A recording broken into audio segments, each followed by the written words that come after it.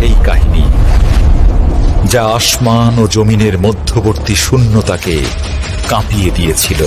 সৃষ্টির শুরু থেকে যে অস্তিত্ব মানুষের রক্তে পাপের বিষ ঢুকিয়ে দিচ্ছিল। কিসের হিসাব, কিসের বিচার?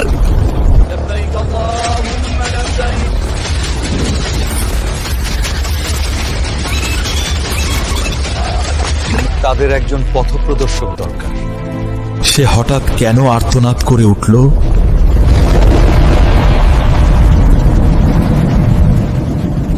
ইমাম মুজাহিদ বলেছেন, ইবলিস তার দীর্ঘ জীবনে 4 বার প্রচন্ড আক্ষেপে কেঁদেছিল।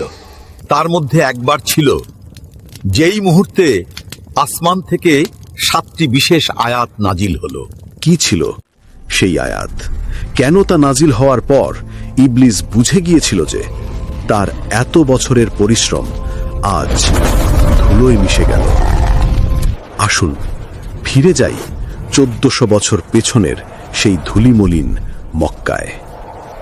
মক্কার আকাশ তখন কুফরির অন্ধকারে ঢাকা। কাবার পবিত্র প্রাঙ্গণ দখল করে আছে 360টি মূর্তি। কেউ লাতের সামনে মাথা নত করছে, কেউ উজ্জার সামনে। প্রত্যেকে তার নিজের তৈরি করা খোদার কাছে কিছু চাইছে।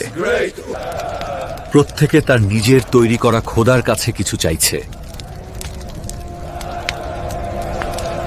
মানুষ তখন পথহারা, তাদের কোনো দিশা ছিল না। তারা কাঁদত, কিন্তু কার কাছে কাঁদবে তা জানত না। তারা চাইতো, কিন্তু কার কাছে হাত পাতবে সেই ঠিকানাই তাদের জানা ছিল না। তাদের একজন পথপ্রদর্শক দরকার। তাদের ইবাদত বলতে ছিল কেবল শীষ দেওয়া আর তালি বাজানো। অন্তরে ছিল হাহাকার। আমাদের রব কে? আমরা কার ইবাদত করব? কেমন করে সেই মহান সত্তার সাথে কথা বলবো? ইতিহাস তখন এক সন্ধিক্ষণে দাঁড়িয়ে। আর সেই সময়েই হেরা গুহার সেই নিঃসঙ্গতা ভেদ করে নবী মুহাম্মদ সাল্লাল্লাহু আলাইহি ওয়াসাল্লামের ওপর নাজিল হলো প্রথম ওহী, ইকরা। ইকরা বিসমি রাব্বিকাল্লাযী খালাক। হৃদয়ে নেমে এলো নবুয়তের ভার। এক প্রশ্ন যেন নবীকে ঘিরে ধরল। দাওয়াত শুরু করব কিভাবে? রবকে ডাকব কি বলে? তার সাথে কথা বলার প্রথম পদক্ষেপ কি হবে? এটি ছিল সেই শুরু যেখান থেকে খুলে গেছে পুরো কোরআনের দরজা। এটি হলো সূরা আল ফাতিহা।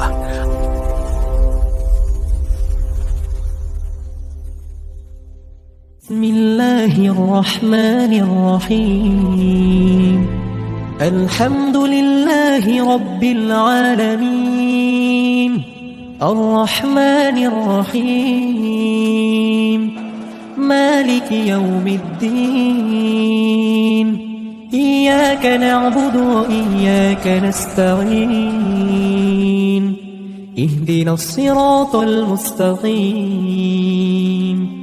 صراط الذين أنعمت عليهم غير المغضوب عليهم ولا الضالين।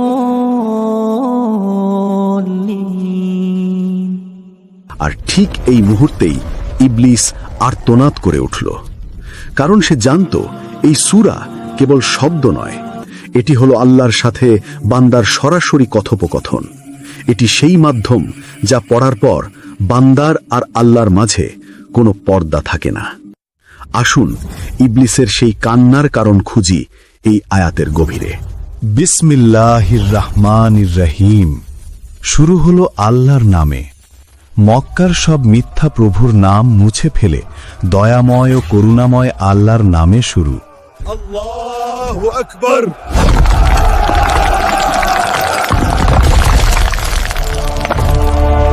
আলহামদুলিল্লাহি রাব্বিল আলামিন। খেয়াল করুন, এখানে শুকরিয়া বলা হয়নি, বলা হয়েছে হামদ। শুকরিয়া আদায় করতে হয় কিছু পাওয়ার পর, কিন্তু হামদ সুখে দুঃখে, প্রাপ্তিতে কিংবা বঞ্চনায় সর্বাবস্থায় আল্লাহর প্রশংসা। তিনি রব। রব মানে শুধু পালনকর্তা নয়, রব তিনিই যিনি মায়ের চেয়েও অধিক মমতায় তিল তিল করে আপনাকে বড় করেন, পূর্ণতা দেন। তিনি শুধু এই পৃথিবীর নন, মহাবিশ্ব, গ্যালাক্সি, ব্ল্যাক হোল থেকে শুরু করে ক্ষুদ্র অণুপরমাণুর একচ্ছত্র অধিপতি। الرحمن الرحيم ভয় পেও না, তোমার রব রাগী নন, তিনি পরম দয়ালু, অসীম করুণাময়। এই আয়াতটি ছিল ইবলিসের বুকে প্রথম আঘাত।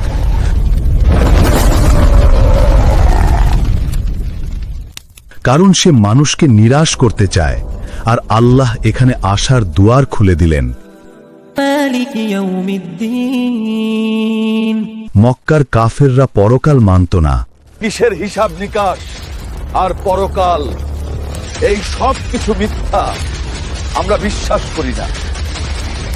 এই আয়াত তাদের সেই অহংকারে আঘাত হানন। জানিয়ে দেওয়া হলো একজন রাজা আছেন, যেদিন তার সামনে কোনো সর্দার বা নেতার ক্ষমতা চলবে না। এতক্ষণ বান্দা আল্লাহর প্রশংসা করছিল, এবার শুরু হলো আসল কথোপকথন। إياك نعبد وإياك نستعين আমরা কেবল তোমারই ইবাদত করি এবং কেবল তোমারই কাছে সাহায্য চাই। এটি ছিল মক্কার ৩৬০ মূর্তির বিরুদ্ধে এক বিশাল বিদ্রোহ। ঘোষণা করা হলো, আমরা সাহায্য চাইলে কেবল তার কাছেই চাইব। আমরা কোনো বস্তুর গোলাম নই, আমরা কেবল এক আল্লাহর গোলাম। ইহদিনাস সিরাতাল মুস্তাকিম, আমাদের সরল সঠিক পথ দেখাও। পৃথিবীর মানুষ আজ বিভ্রান্ত, কেউ টাকার পিছনে ছুটছে, কেউ ক্ষমতার পিছনে। কিন্তু মুমিন বান্দা আল্লাহর কাছে বাড়ি গাড়ি চায় না, সে চায় সিরাত আল মুস্তাকিম, সেই রাস্তা যা তাকে জান্নাতে পৌঁছে দেবে। কিন্তু কোন সেই রাস্তা? আমাদের সরল সঠিক পথ দেখাও। সিরাত আল্লাযিনা আনআমতা আলাইহিম, অর্থাৎ তাদের পথ যাদের ওপর তুমি অনুগ্রহ করেছ। গাইরিল মাগদুবি আলাইহিম, তাদের পথ নয় যারা সত্য জেনেও তো প্রত্যাখ্যান করেছে।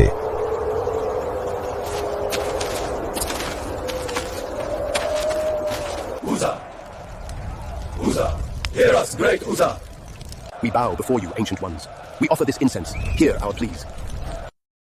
ওয়ালা দাল্লিন, এবং তাদের পথ নয় যারা অজ্ঞতার কারণে পথ হারিয়েছে।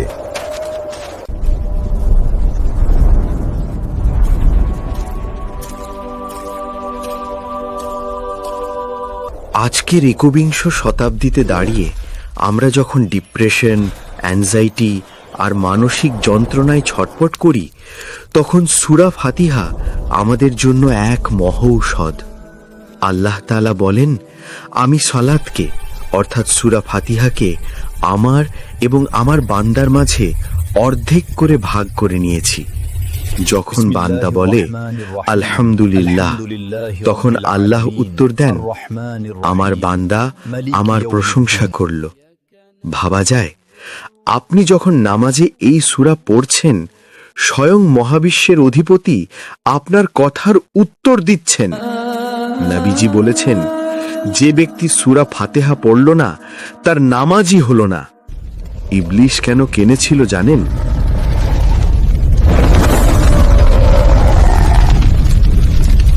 কারণ সে বুঝেছিল এই সূরা যতদিন মানুষের বুকে থাকবে, ততদিন মানুষ পথ হারাবে না। মানুষ যতবার ইহদিনাস সিরাতাল মুস্তাকিম বলবে, আল্লাহ ততবার তার হাত ধরে সঠিক পথে ফিরিয়ে আনবেন। তাই পরের বার যখন জায়নামাজে দাঁড়াবেন, তোতা পাখির মতো আওড়ে যাবেন না। অনুভব করবেন আপনি একা নন। আপনার প্রতিটি উচ্চারণের পর আরশের উপর থেকে আপনার রব আপনাকে উত্তর দিচ্ছেন। সূরা ফাতিহা এটি কেবল একটি সূরা নয়, এটি আপনার রবের সাথে আপনার গোপন প্রেমের কথোপকথন। এমন আরো কুরআনিক রহস্য এবং ইতিহাসের অজানা অধ্যায় জানতে আমাদের সাথেই থাকুন। আল্লাহ আমাদের সঠিক পথের দিশা দিন। আমিন।